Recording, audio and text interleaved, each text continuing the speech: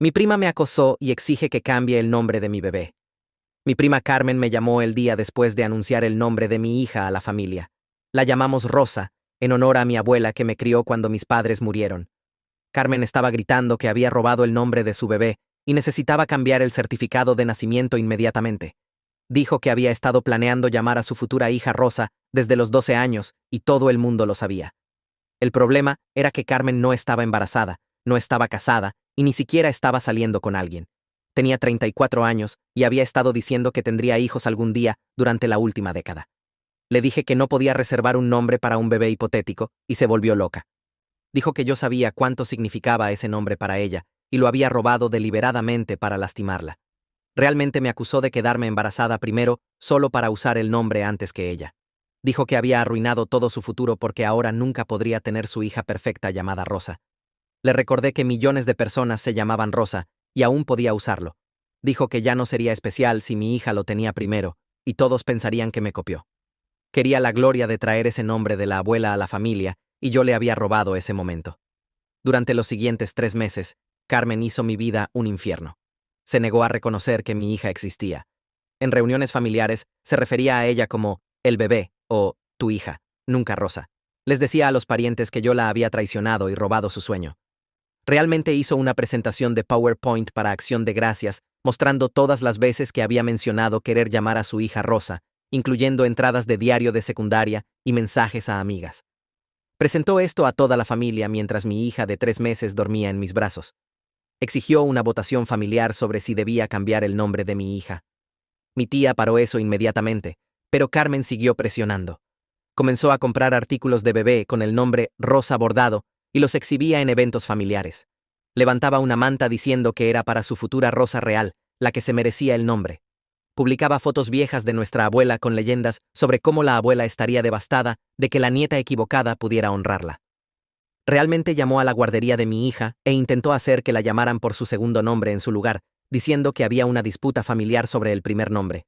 La guardería tuvo que prohibirle la entrada a la propiedad. Carmen entonces comenzó a decirle a todos que estaba tratando de quedar embarazada a través de fertilización in vitro para poder tener su Rosa. No estaba haciendo fertilización, solo quería lástima y hacerme ver mal. Creó una página falsa de recaudación de fondos para su viaje de fertilidad que compartió por todas partes, hablando sobre cómo necesitaba tener su Rosa para sanar de la traición familiar. Recaudó 2.000 euros de parientes lejanos y amigos antes de que alguien se diera cuenta de que ni siquiera estaba viendo a un doctor de fertilidad. El dinero se fue en comprar más artículos bordados con Rosa que fotografiaba y publicaba en línea. Aquí es donde se vuelve interesante. El exnovio de Carmen de la universidad me contactó después de ver sus publicaciones sobre el drama del nombre. Me contó que Carmen había hecho exactamente lo mismo con su hermana hace 8 años. Su hermana llamó a su hijo Oliver, y Carmen tuvo un colapso alegando que siempre había planeado usar ese nombre. Acosó a la hermana durante meses, hasta que tuvieron que amenazar con una orden de restricción. Tenía correos y mensajes de ese incidente que eran palabra por palabra idénticos a lo que me estaba enviando. Resultó que Carmen tenía un patrón de reclamar propiedad sobre nombres cada vez que alguien en su órbita tenía un bebé. Invité a Carmen a discutir la situación con calma. Llegó con una lista de demandas, incluyendo que cambiara legalmente el nombre de Rosa, le pagara por el estrés emocional y firmara un documento diciendo que nunca hablaría sobre esto con futuros miembros de la familia. Le dije que tenía un compromiso. Había encontrado un abogado especializado en casos inusuales y podríamos establecer derechos legales de nombres para la familia. Podía registrar oficialmente su reclamo a nombres específicos para futuras hijas, y nadie podría usarlos.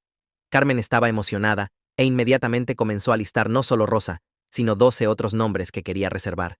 Le di la información de contacto del abogado y dije que esperaba su llamada. El abogado era en realidad el esposo de mi amiga, quien aceptó actuar. Se reunió con Carmen y le hizo firmar múltiples documentos reclamando derechos exclusivos a varios nombres. Le dijo que la tarifa de registro sería de 8.000 euros para hacerlo legalmente vinculante en todos los estados. Carmen pagó inmediatamente usando el resto de su dinero falso de recaudación más sus ahorros. Publicó por todas partes que había asegurado legalmente sus nombres de bebés y nadie podría robarle otra vez. Por supuesto, no existe tal cosa como derechos legales de nombres. El dinero se había ido y Carmen pensaba que había ganado algo real. Me senté en mi mesa de cocina a la mañana siguiente con mi portátil abierto y Rosa durmiendo en su Moisés junto a mí. Esteban me había enviado todo en 3 correos separados, cada uno lleno de capturas de pantalla y mensajes reenviados de hace 8 años. Abrí el primer correo y comencé a leer lo que Carmen había enviado a su hermana entonces. Las palabras me revolvieron el estómago. Había usado casi exactamente las mismas frases sobre sueños robados y traición familiar. Había acusado a Virginia de quedar embarazada deliberadamente para usar el nombre Oliver primero. Había exigido disculpas y cambios de nombre y escrito largos párrafos sobre cómo el nombre era espiritualmente suyo. Saqué los mensajes que Carmen me había estado enviando durante los últimos meses y los puse lado a lado en mi pantalla. Los patrones eran tan similares que se sentía como si hubiera copiado y pegado de alguna plantilla que guardaba. Misma estructura, misma escalada, mismas amenazas sobre acción legal. Incluso la forma en que terminaba sus mensajes era idéntica. Pasé 2 días completos revisando todo lo que Esteban había enviado. Había correos donde Carmen había creado elaboradas historias de fondo sobre por qué Oliver era su nombre de bebé destinado.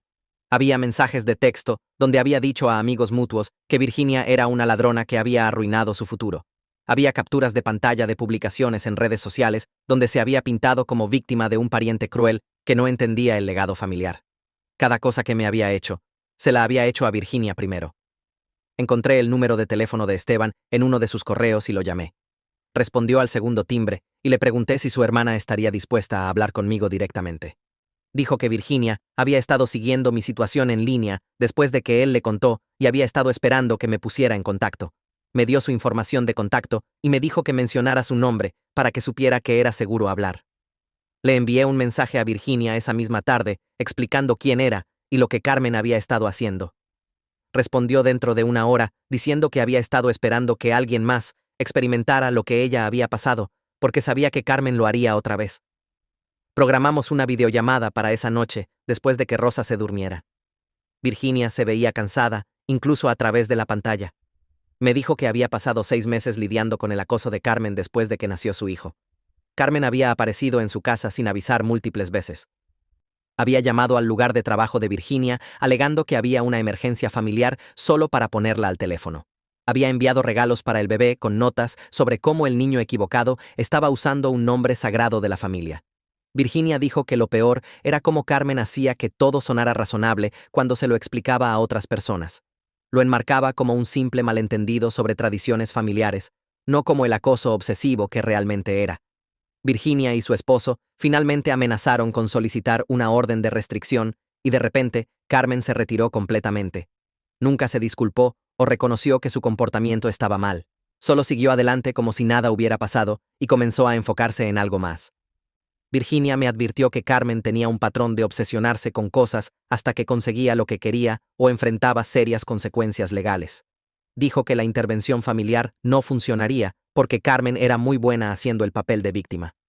Al día siguiente, Virginia me envió copias de cada mensaje que Carmen le había enviado. Los descargué todos y creé un documento comparando los mensajes de Carmen a Virginia con los mensajes que me había estado enviando. Los organicé por tema para que las similitudes fueran imposibles de perder. Acusaciones de robo, demandas de disculpas, amenazas sobre acción legal, afirmaciones sobre conexiones espirituales con nombres. La redacción a veces era idéntica hasta frases específicas. Le mostré todo a mi esposo esa noche después de cenar. Nos sentamos en el sofá con mi portátil entre nosotros, y lo guié a través de toda la cronología. Sabía que Carmen estaba siendo difícil, pero no se había dado cuenta de lo calculado y repetitivo que era su comportamiento. Miró las comparaciones lado a lado y preguntó si pensaba que Carmen tenía algún tipo de problema de salud mental que la hacía hacer esto.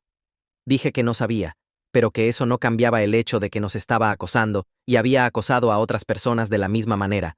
Hablamos por más de 1 hora sobre qué hacer a continuación. Quería solicitar una orden de restricción inmediatamente. Me preocupaba que eso solo le daría más munición a Carmen para alegar que era perseguida. Señaló que mis niveles de estrés estaban afectando cómo me vinculaba con Rosa y que apenas había dormido en semanas. Dijo que necesitábamos proteger a nuestra familia primero y preocuparnos por la narrativa de Carmen después. Mi teléfono sonó 2 días después mientras alimentaba a Rosa. Era mi tía Melina llamando para ver cómo estaba. Dijo que había escuchado sobre el incidente en la guardería donde Carmen había sido prohibida de la propiedad. Preguntó si estaba bien y si había algo que pudiera hacer para ayudar. La puse en altavoz y le conté todo mientras hice eructar a Rosa. Le expliqué sobre Esteban y Virginia y el patrón de 8 años. Le conté sobre los mensajes idénticos y el comportamiento repetido. Melina estuvo callada por mucho tiempo después de que terminé. Luego dijo algo que me sorprendió. Me dijo que la familia había estado permitiendo el comportamiento de Carmen durante años, al tratarlo como una rareza inofensiva. Dijo que Carmen siempre había sido intensa sobre las cosas, pero esa intensidad había empeorado a medida que envejeció. Todos habían aprendido a trabajar alrededor de eso en lugar de abordarlo. Melina admitió que estaba genuinamente preocupada por el estado mental de Carmen ahora. Dijo que esta situación con el nombre del bebé había llevado a Carmen más lejos de lo que había ido nunca, y que la familia necesitaba dejar de fingir que era solo Carmen siendo Carmen. Le pregunté a Melina si sabía de otras veces que Carmen había hecho algo similar. Vaciló, y luego me contó sobre un incidente hace 5 años. Una amiga de la familia había llamado a su hijo por el nombre del abuelo de Carmen, y Carmen había perdido completamente el control. Había hecho acusaciones similares sobre robo y traición. Había exigido que la amiga cambiara el nombre del bebé y había causado problemas en reuniones familiares durante meses. La situación solo se calmó porque la amiga vivía en otro estado y eventualmente dejó de venir a eventos familiares. Melina dijo que la familia básicamente había esperado que Carmen pasara a algo más, y eventualmente lo hizo. Nadie la había confrontado nunca sobre el patrón o había tratado de conseguirle ayuda. Solo habían evitado el tema y esperado que cada incidente fuera el último. Me di cuenta de algo después de hablar con Melina. Si confrontaba a Carmen directamente o conseguía una orden de restricción, solo me convertiría en otro villano en su historia. Encontraría nuevas formas de insertarse en la narrativa como la víctima. Le diría a todos que la había perseguido por tener sentimientos sobre un nombre familiar. Se convertiría en el centro de atención, siendo la parte agraviada, en lugar de la persona causando daño. Necesitaba un enfoque diferente que expusiera su patrón sin hacerme ver cruel o vengativa. Comencé a documentar todo al día siguiente. Tomé capturas de pantalla de cada publicación en redes sociales que Carmen había hecho sobre la situación del nombre. Guardé copias de su campaña de recaudación de fondos falsa, con todas las afirmaciones falsas sobre tratamientos de fertilización in vitro. Escribí declaraciones de testigos de miembros de la familia que habían visto su comportamiento en reuniones. Conseguí una copia del aviso de prohibición de la guardería con su documentación de su llamada telefónica. Creé una carpeta de archivos en mi computadora, con todo organizado por fecha y categoría. Estaba construyendo un registro claro de acoso que mostraba un patrón innegable. Cada pieza de evidencia apuntaba a la misma conclusión, que Carmen había estado tratando sistemáticamente de controlarme y manipularme a través de intimidación y presión pública. Carmen publicó una nueva actualización en redes sociales 3 días después. Había escrito una publicación larga sobre su próxima consulta de fertilización in vitro y lo emocionada que estaba de finalmente comenzar su viaje hacia la maternidad. Había incluido fotos de lo que alegaba era la clínica de fertilidad que había visitado para su cita inicial. Las fotos mostraban una oficina médica moderna con plantas en la sala de espera y pósters educativos en las paredes. Había escrito leyendas detalladas sobre su consulta y lo comprensivo que había sido el personal. Miré las fotos y algo se sintió mal sobre ellas. Se veían demasiado genéricas, demasiado perfectas. Guardé las imágenes en mi computadora y las pasé por una búsqueda de imagen inversa. Los resultados regresaron inmediatamente. Las fotos eran imágenes de stock de un sitio web de suministros médicos. Carmen no había visitado ninguna clínica. Había descargado fotos genéricas de oficinas médicas y las había publicado como si fueran reales. Todavía estaba mintiendo sobre los tratamientos de fertilización in vitro y ahora estaba creando evidencia falsa para apoyar sus mentiras. Tomé capturas de pantalla de los resultados de búsqueda de imagen inversa mostrando de dónde venían realmente las fotos. Guardé todo en mi carpeta de evidencia. Me senté con esa información por un día completo, tratando de decidir qué hacer con ella. Luego comencé a enviar mensajes privados a ciertos miembros de la familia. No hice un gran anuncio, ni traté de avergonzar públicamente a Carmen. Solo compartí silenciosamente la evidencia de las fotos falsas de la clínica con personas que sabía que se lo tomarían en serio. Se lo envié primero a Melina con un mensaje diciendo que no estaba tratando de crear drama, sino que pensé que debería saber que Carmen estaba fabricando evidencia sobre su viaje de fertilidad. Se lo envié a 2 de mis tíos que habían sido comprensivos con la historia de Carmen. Se lo envié a mi prima que donó dinero a la campaña de recaudación de fondos falsa de Carmen. Incluí las fotos originales de la publicación de Carmen y los resultados de búsqueda de imagen inversa mostrando que eran imágenes de stock. No editorialicé ni agregué comentarios. Solo presenté los hechos y dejé que la gente sacara sus propias conclusiones. Dentro de 2 días, la gente comenzó a cuestionar otras partes de la historia de Carmen en el chat grupal familiar. Alguien preguntó qué clínica estaba usando. Alguien más preguntó sobre el nombre de su doctor. Carmen dio respuestas vagas que realmente no respondían las preguntas. Más gente comenzó a pedir detalles específicos. Las respuestas de Carmen se volvieron defensivas y enojadas. Acusó a la gente de no apoyarla durante un tiempo difícil, pero las semillas de duda habían sido plantadas y la gente estaba comenzando a ver las grietas en su narrativa. Pasé los siguientes días viendo cómo se desmoronaba la credibilidad de Carmen en el chat grupal familiar. Más gente hizo preguntas sobre sus tratamientos de fertilidad. Dio respuestas que no coincidían con cómo funciona realmente la fertilización in vitro. Alguien preguntó sobre su horario de medicamentos y dijo algo sobre inyecciones diarias que no tenía sentido médicamente. Otra prima que realmente había hecho fertilización in vitro señaló que la cronología de Carmen estaba completamente mal. Las consultas no funcionan de esa manera. Los procedimientos toman meses de preparación. Carmen se puso defensiva y dijo que cada clínica era diferente. Acusó a la gente de no apoyarla durante un tiempo difícil, pero el daño estaba hecho. La gente dejó de comentar en sus publicaciones con corazones y aliento. El silencio era más fuerte que cualquier acusación. Estaba tomando café con Julia cuando la idea surgió por primera vez. Habíamos sido amigas desde la universidad y sabía todo sobre la situación de Carmen. Se estaba desahogando sobre su esposo Diego, teniendo que lidiar con un cliente difícil que seguía haciendo demandas irrazonables sobre un contrato de bienes raíces. Hice una broma sobre cómo Diego debería fingir ser un abogado de derechos de nombres y enviarle a Carmen una carta de cese y desista. Ambas nos reímos, pero después de que Julia se fue, la broma se quedó en mi mente. No podía quitármela. ¿Qué tal si realmente había una manera de usar la obsesión de Carmen con la propiedad legal en su contra? ¿Qué tal si podía crear un escenario donde pensara que estaba consiguiendo exactamente lo que quería? Comencé a investigar esa misma noche después de que Rosa se durmió. Busqué ley de marcas registradas y derechos de propiedad intelectual. Leí sobre cómo los nombres no podían ser poseídos en el sentido tradicional, pero cómo había protecciones legales para nombres de negocios e identidades de marca. Encontré casos donde la gente había tratado de registrar como marca nombres comunes y habían fallado. Aprendí sobre la diferencia entre sistemas de registro estatales y federales. Pasé horas yendo por madrigueras sobre derechos de nombres y precedentes legales. Necesitaba entender lo suficiente para hacer que algo falso sonara real.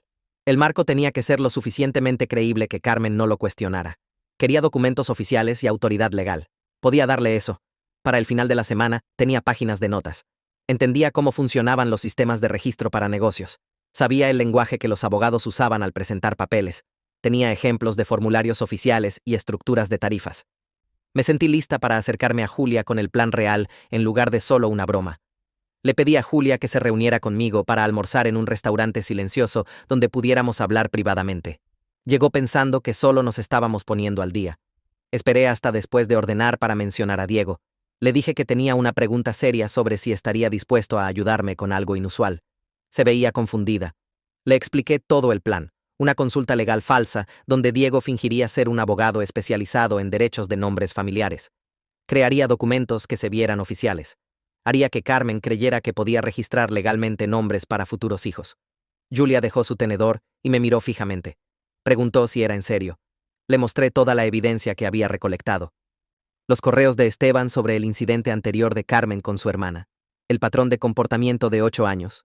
La campaña de recaudación de fondos falsa. El acoso en la guardería. Expliqué que Carmen nunca pararía a menos que pensara que había ganado.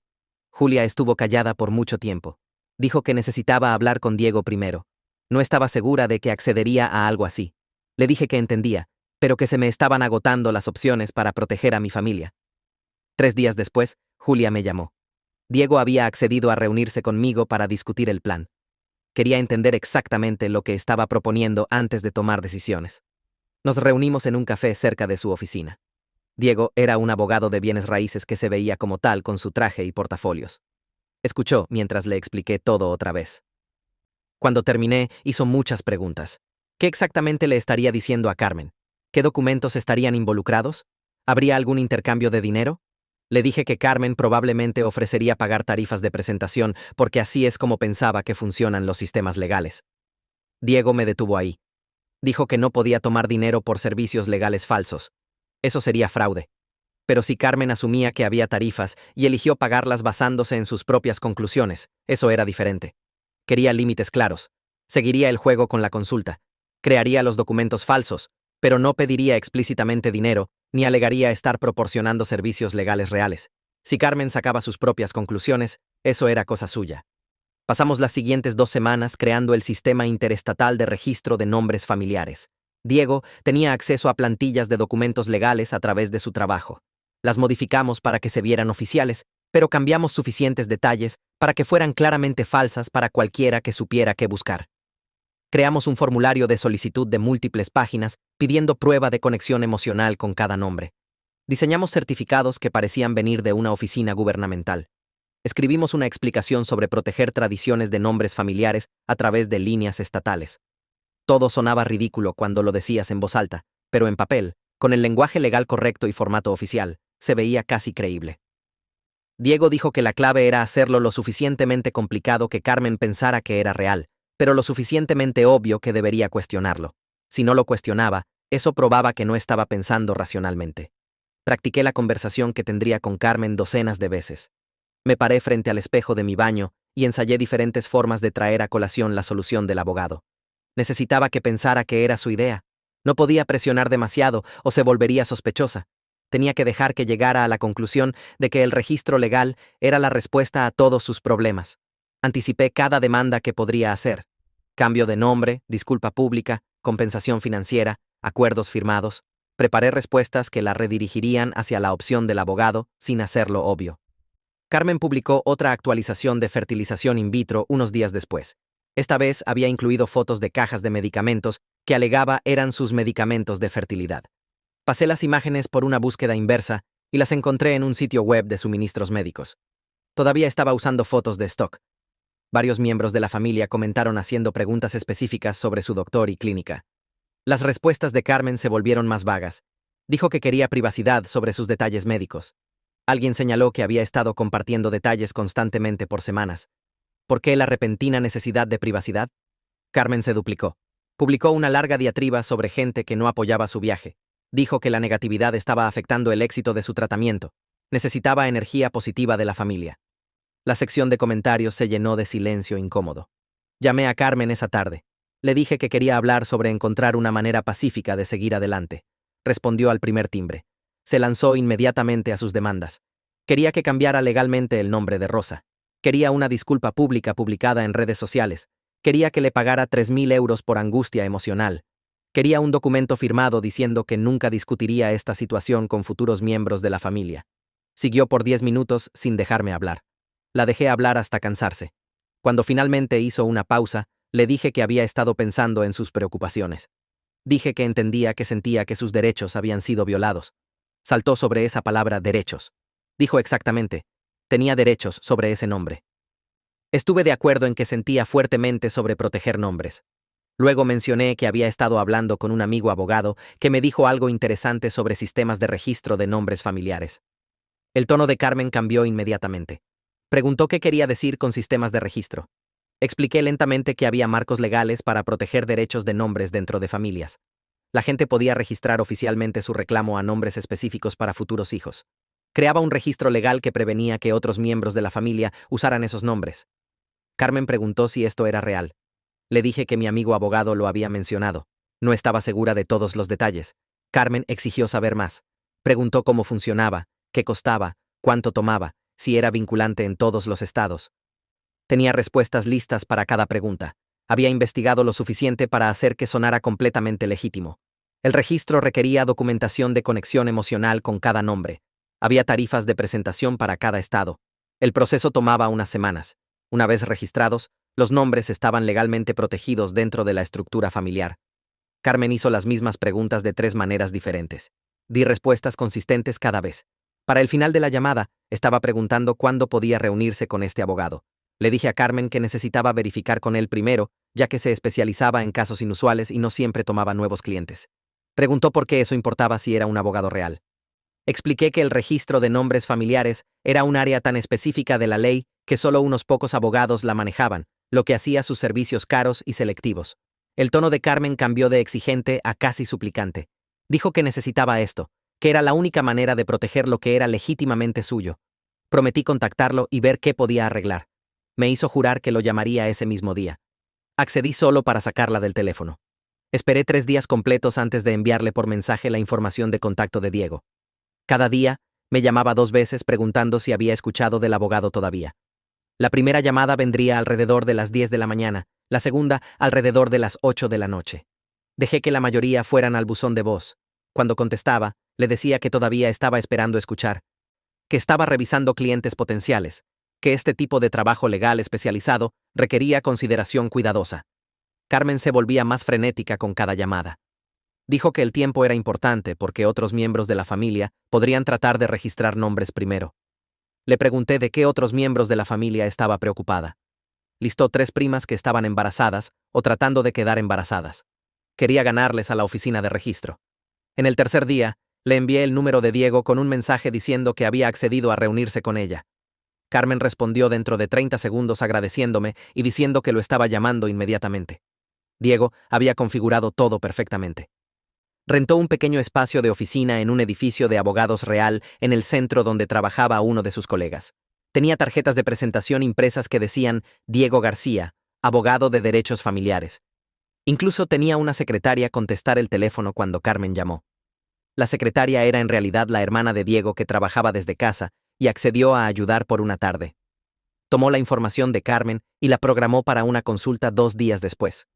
Carmen me envió un mensaje esa noche diciendo que la oficina del abogado parecía muy profesional y tenía una buena sensación sobre esto. Preguntó si sabía cuánto costaría. Le dije que no estaba segura, pero que los servicios legales especializados nunca eran baratos. Dijo que no le importaba el costo, que esto valía cualquier cantidad de dinero. Tomé una captura de pantalla de ese mensaje y se lo envié a Diego. Necesitaba ver lo comprometida que estaba con esto. Diego me llamó la mañana de la cita de Carmen. Estaba nervioso por lograr esto, pero también algo emocionado. Había pasado la noche anterior investigando ley real de marcas registradas y derechos de propiedad intelectual para poder sonar creíble. Practicó jerga legal frente a su esposa Julia. Me dijo después que verlo prepararse era tanto divertido como impresionante. Tomó el papel en serio, aunque todo el asunto era falso. Carmen llegó a la oficina de Diego 15 minutos temprano. Su hermana le envió un mensaje de que estaba en la sala de espera, llenando formularios de admisión. Diego había creado un paquete completo de papeles, preguntando sobre la historia familiar de Carmen, sus conexiones emocionales con varios nombres y sus metas de planificación familiar futura. Carmen llenó cada página en detalle. Cuando Diego finalmente la llamó a su oficina, tenía una carpeta con ella conteniendo documentación adicional. Había traído copias de viejas entradas de diario, mensajes de texto, publicaciones de redes sociales y fotos familiares. Tenía evidencia preparada para cada nombre que quería reclamar. Diego me dijo después que Carmen pasó los primeros 20 minutos de su reunión explicando su visión para proteger el legado familiar a través del registro de nombres. Habló sobre lo importante que era preservar la memoria de la abuela, honrar a parientes fallecidos, mantener tradiciones familiares. Luego sacó su lista. No solo quería registrar Rosa. Tenía 12 nombres en total, incluyendo el nombre de nuestra abuela, el nombre de nuestro abuelo, 2 nombres de bisabuelos, y varios nombres que alegaba tenían significado especial para ella desde la infancia. Diego le pidió que explicara su conexión con cada nombre. Carmen tenía historias listas para todos ellos. Algunas de las historias eran obviamente inventadas en el momento, pero las contó con tal convicción que Diego casi le creyó. Diego explicó el sistema de registro usando suficiente terminología legal para sonar creíble. Habló sobre marcos de protección de nombres familiares interestatales, consideraciones de marcas registradas emocionales y estatutos de preservación de legado. Nada de eso era real, pero sonaba lo suficientemente oficial. Le dijo a Carmen que podía registrar hasta 15 nombres bajo el paquete de protección familiar integral. Inmediatamente preguntó si podía agregar 3 nombres más a su lista. Diego dijo que estaría bien, siempre que pudiera documentar su conexión emocional con ellos. Carmen comenzó a listar razones ahí mismo en su oficina. Luego Diego llegó al desglose de costos. Explicó que cada nombre requería presentación de documentación, registro estado por estado en todas las comunidades autónomas, y un registro maestro federal para hacerlo legalmente vinculante en todas partes. Solo las tarifas de documentación eran sustanciales. Los registros estatales se sumaban rápidamente. La presentación federal era la parte más cara. Diego observó la cara de Carmen mientras calculaba el total, 8.000 euros. Ni siquiera parpadeó. Preguntó si podía pagar la mitad por adelantado y la mitad cuando el papeleo fuera oficialmente presentado. Diego accedió a esa estructura de pago porque rechazar habría parecido sospechoso. Carmen sacó su chequera inmediatamente y escribió un cheque por 4.000 euros. Mi teléfono vibró con un mensaje de Carmen mientras estaba haciendo la cena esa noche. Dijo que se había reunido con el abogado y todo se estaba cuidando. Usó 3 signos de exclamación. Dijo que Diego era profesional y conocedor y se sentía confiada de que sus nombres estarían protegidos. Me agradeció por conectarla con él. Dijo que esto era exactamente lo que necesitaba para finalmente tener paz sobre toda la situación. Miré fijamente ese mensaje por mucho tiempo antes de responder. Le dije que me alegraba que se sintiera bien sobre ello. 2 días después, Carmen le envió a Diego una foto de su papeleo completado. Los formularios que le había dado eran intencionalmente ridículos. Hacían preguntas sobre su conexión espiritual con cada nombre, sus sueños involucrando los nombres, las personalidades proyectadas de sus futuros hijos, basadas en los nombres que había elegido. Carmen respondió cada pregunta seriamente. Escribió párrafos sobre cómo sentía el espíritu de la abuela, guiándola hacia el nombre Rosa. Describió visiones detalladas de la vida de su futura hija. Calificó su apego emocional a cada nombre en una escala de 1 a 10. Cada nombre recibió un 10. Diego me reenvió capturas de pantalla de las respuestas más absurdas. Ambos nos sentimos culpables riéndonos de ellas, pero no pudimos evitarlo. Diego me llamó al día siguiente mientras alimentaba a Rosa con su biberón. Me dijo que Carmen había pasado casi 2 horas en su oficina esa mañana, llenando cada formulario con intenso enfoque. Escribió párrafos detallados explicando su conexión con cada nombre en su lista. Algunos de los nombres nunca los había mencionado a nadie antes, pero tenía historias de fondo completas listas. Alegó que el nombre Sofía era significativo porque una vez había tenido un sueño sobre una hija con ese nombre cuando tenía 16. Dijo que el nombre Carmen se conectaba con una amiga de la infancia que se había mudado y quería honrar esa amistad. Diego dijo que se emocionó hablando de algunos de ellos, como si genuinamente se hubiera convencido de que estas historias eran reales y significativas. Le preguntó múltiples veces si el registro resistiría en corte si alguien desafiaba sus derechos. Diego le aseguró que la documentación era completa y legalmente vinculante en todas las comunidades autónomas. Carmen salió de su oficina viéndose aliviada y triunfante, aferrándose a sus copias del papeleo como si fueran documentos preciosos. 3 días después, Carmen publicó en Facebook sobre tomar pasos legales importantes para proteger su legado familiar. No dio especificaciones, pero el tono era claro. Se posicionó como alguien luchando por lo que era legítimamente suyo, alguien que había sido agraviada, pero ahora estaba tomando acción apropiada a través de canales oficiales. Usó frases como defender valores familiares y preservar lo que más importa. Varias primas comentaron preguntando qué quería decir. Carmen respondió vagamente, diciendo que algunos miembros de la familia entenderían y otros aprenderían con el tiempo. Mi tía Melina comentó preguntando si todo estaba bien. Carmen respondió que finalmente estaba obteniendo el respeto y protección que merecía. Leí los comentarios sintiendo una mezcla rara de satisfacción e inquietud. El plan estaba funcionando exactamente como se pretendía, pero ver sus declaraciones públicas lo hacía sentir más real y más malo al mismo tiempo. Pasaron 2 semanas antes de que Carmen programara su cita final con Diego. Había ahorrado los 4.000 euros restantes vendiendo algunas joyas y tomando dinero de su cuenta de ahorros. Diego se reunió con ella otra vez y presentó certificados que se veían oficiales para cada uno de sus nombres registrados. Los había impreso en cartón pesado con sellos falsos y firmas que se veían completamente legítimas. Cada certificado listaba el nombre, la información de Carmen y un número de registro que parecía oficial. Carmen sostuvo cada uno cuidadosamente, leyendo el texto múltiples veces. Le preguntó a Diego cuánto duraría el registro, y él le dijo que era permanente, a menos que eligiera transferirlo o cancelarlo. Le agradeció repetidamente, diciendo que le había dado tranquilidad que no había sentido en meses. Diego se sintió culpable viéndola pagar la cantidad final, pero mantuvo su comportamiento profesional durante toda la reunión. Después de que se fue, me envió un mensaje diciendo que esperaba que supiéramos lo que estábamos haciendo. Carmen publicó fotos de sus certificados enmarcados esa misma noche. Los había puesto en marcos negros a juego y los había colgado en su apartamento. Las fotos mostraban los 12 certificados exhibidos en su pared como diplomas o premios. Su leyenda habló sobre asegurar oficialmente los nombres de sus futuros hijos y lo bien que se sentía tener protección legal para algo tan importante para su familia. Me etiquetó en la publicación con un comentario sobre cómo algunas personas entienden la importancia de respetar límites legales y procedimientos apropiados. Docenas de miembros de la familia y amigos comentaron felicitaciones y mensajes positivos. La gente dijo que estaban orgullosos de ella por tomar acción y defenderse. Unas pocas personas hicieron preguntas sobre el proceso de registro, y Carmen respondió con explicaciones vagas sobre abogados de derecho familiar especializados y sistemas de protección de nombres interestatales. Sonaba confiada y conocedora, como si realmente entendiera de lo que estaba hablando. Navegué por los comentarios en mi teléfono mientras Rosa dormía la siesta en su cuna. Cada mensaje de felicitación se sintió como un peso presionando sobre mi pecho. Esta gente no tenía idea de que Carmen acababa de pagar 8.000 euros por papel sin valor. Pensaron que había hecho algo inteligente y protector. Parte de mí quería comentar y decirles la verdad ahí mismo, pero sabía que eso me haría ver vengativa y cruel. Otra parte de mí sintió culpa genuina sobre engañarla tan completamente, pero principalmente me sentí aliviada. El acoso había parado.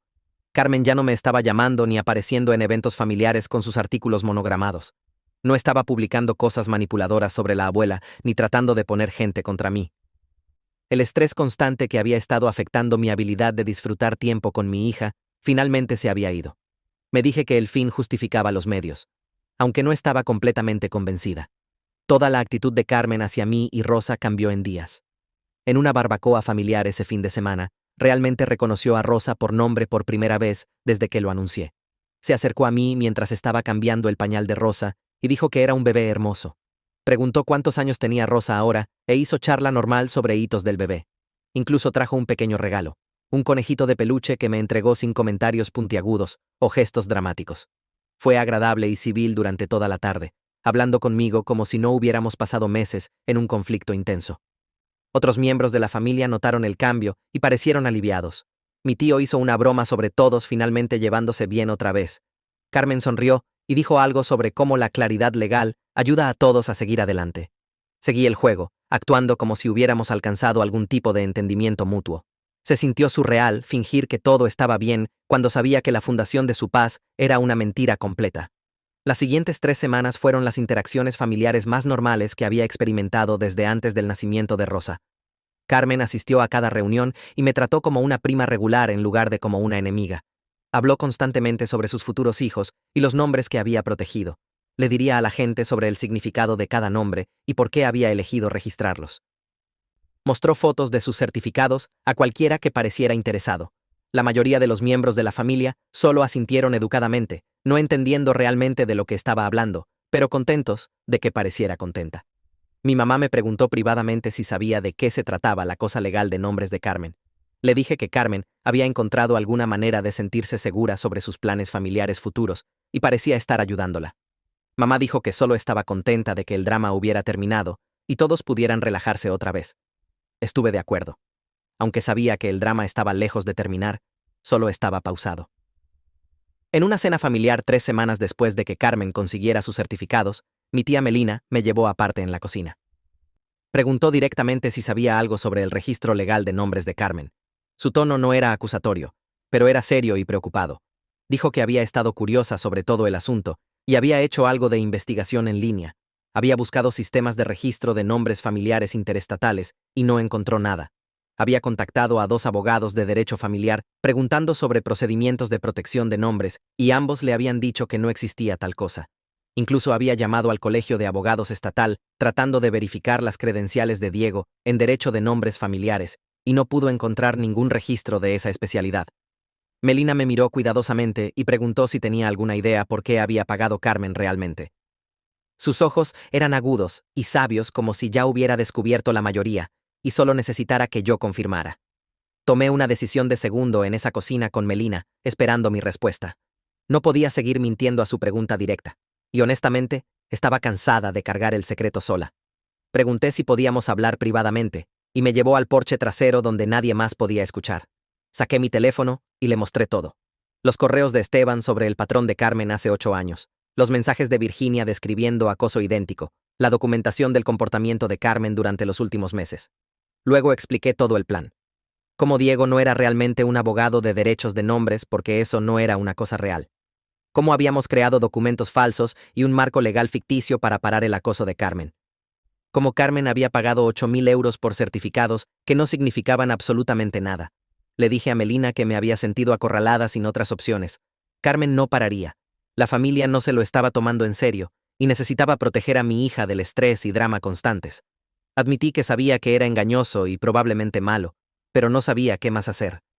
Melina se quedó completamente quieta mientras hablaba, su expresión ilegible. Cuando terminé, estuvo silenciosa por lo que se sintió como para siempre, pero probablemente fueron solo 30 segundos. Luego preguntó cuánto había pagado Carmen en total. Cuando dije 8.000 euros, cerró los ojos y sacudió su cabeza lentamente. Presionó sus dedos contra sus sienes como si tuviera dolor de cabeza viniendo. Abrió los ojos y me miró con una expresión que no podía leer del todo. No era exactamente ira, pero tampoco era comprensión. Preguntó si había pensado sobre qué pasaría cuando Carmen eventualmente descubriera la verdad. Admití que no había planeado tan lejos. Había estado tan enfocada en hacer que el acoso parara que no había considerado las consecuencias. Melina respiró profundo y dijo que teníamos un problema serio ahora, porque Carmen lo descubriría eventualmente, y las consecuencias serían mucho peores que el conflicto original. Melina me dijo que entendía por qué lo hice, pero que había comenzado algo grande. Carmen lo descubriría eventualmente, y la familia explotaría cuando lo hiciera. Preguntó si había pensado en qué viene después. Admití que no había planeado más allá de parar el acoso constante de Carmen.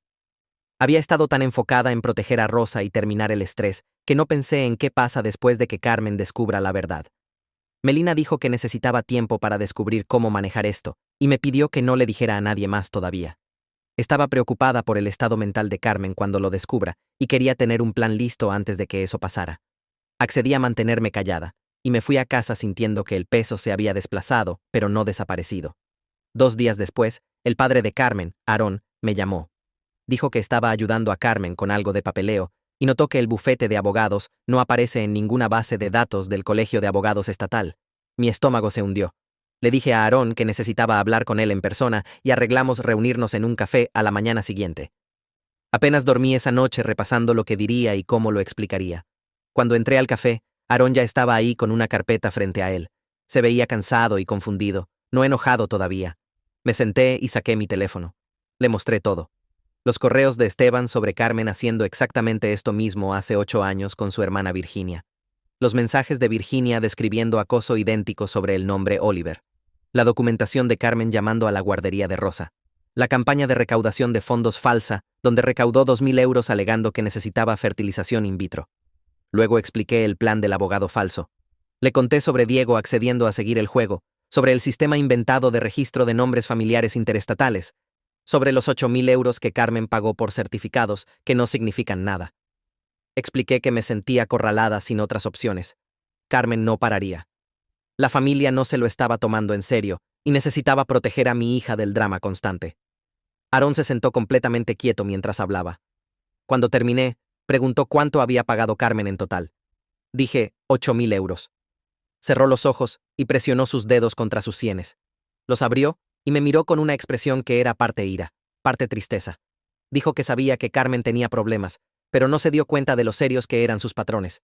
Estaba enojado conmigo por el engaño, pero también enojado consigo mismo por dejar que el comportamiento de Carmen continuara tanto tiempo sin conseguirle ayuda real. Admitió que la familia la había estado permitiendo durante años al tratar sus problemas como rarezas en lugar de problemas. Aarón dijo que necesitaba decirle la verdad a Carmen él mismo antes de que la descubriera de otra manera. Me pidió que le diera unos días para descubrir cómo abordarlo y prepararse para su reacción. Accedí. 3 días después, Aarón llamó a Carmen a su casa y le dijo todo. Mi teléfono sonó 20 minutos después. Carmen estaba gritando tan fuerte que tuve que alejar el teléfono de mi oído. Me llamó mentirosa y ladrona que robó su dinero además de robar su nombre. Dijo que había arruinado su vida 2 veces ahora y que nunca me perdonaría. Amenazó con demandarme por fraude. Me mantuve calmada y le dije que era bienvenida a intentarlo, pero eso requeriría explicar a una corte por qué pensaba que podía poseer legalmente nombres comunes que millones de personas ya tienen. También mencioné que tenía documentación de su acoso, incluyendo la campaña de recaudación de fondos falsa, donde tomó dinero de parientes bajo falsas pretensiones. Carmen se quedó callada por un segundo, luego me colgó. El chat grupal familiar explotó dentro de 1 hora de que Aarón le dijera la verdad a Carmen. Mi teléfono vibró constantemente con mensajes de parientes tomando lados. Mi tío publicó que había ido demasiado lejos y lastimado a alguien que claramente necesitaba ayuda en lugar de trucos. Mi prima menor escribió que Carmen se lo merecía después de años de hacer que todos caminaran sobre cáscaras de huevo alrededor de sus sentimientos. Melina se mantuvo callada en el chat, pero me llamó privadamente esa noche. Preguntó cómo me estaba aguantando y si había pensado en qué pasa en la próxima reunión familiar. No había pensado tan lejos, porque todavía estaba procesando las amenazas de Carmen y la ira en su voz. Los mensajes siguieron llegando por 3 días seguidos. Algunos parientes me defendieron señalando el acoso de Carmen y la estafa de recaudación de fondos falsa. Otros dijeron que debería haber ido a la familia por ayuda en lugar de montar una estafa elaborada. Unas pocas personas trataron de hacer las paces y sugirieron que todos tomáramos un descanso de discutirlo hasta que las emociones se calmaran.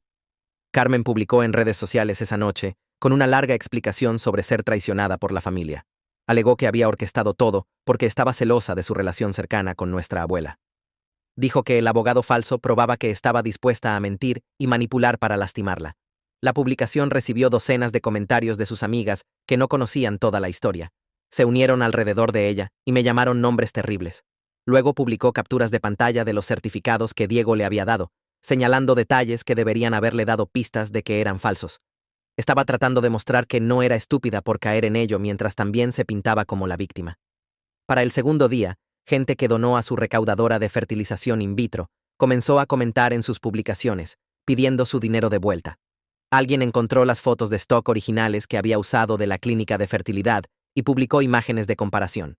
Carmen borró esas publicaciones dentro de una hora, pero la gente ya había tomado capturas de pantalla.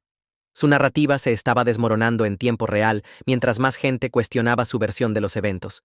Hizo sus cuentas privadas, pero el daño estaba hecho.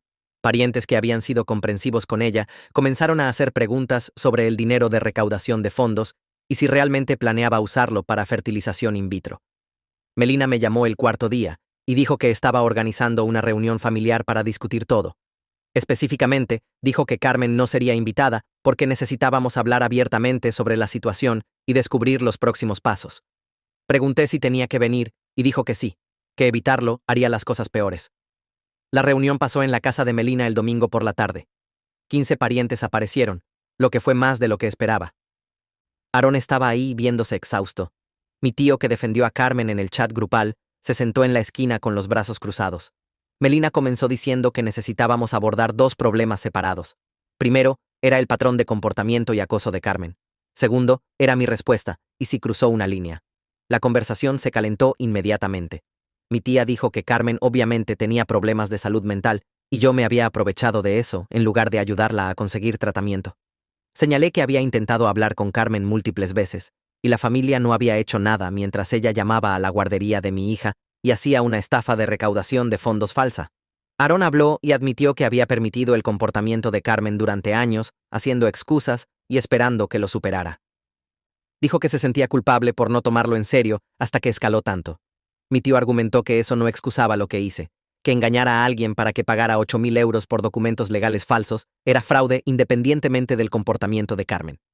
El nombre de Diego salió y la gente preguntó si podía meterse en problemas legalmente. Alguien señaló que Carmen había cometido fraude primero con la recaudación de fondos de fertilización in vitro y que se estaría abriendo a consecuencias serias si trataba de demandar a alguien. El argumento fue en círculos por más de una hora. Alguna gente pensó que debería devolver todo el dinero de Carmen. Otros pensaron que debería enfrentar consecuencias por sus acciones y que devolver el dinero solo la permitiría más. Melina finalmente interrumpió y preguntó qué quería hacer. Dije que había estado pensando en ello y estaba dispuesta a devolver la mitad del dinero como una manera de seguir adelante. No pensaba que le debía nada a Carmen legalmente, pero quería que el drama familiar terminara.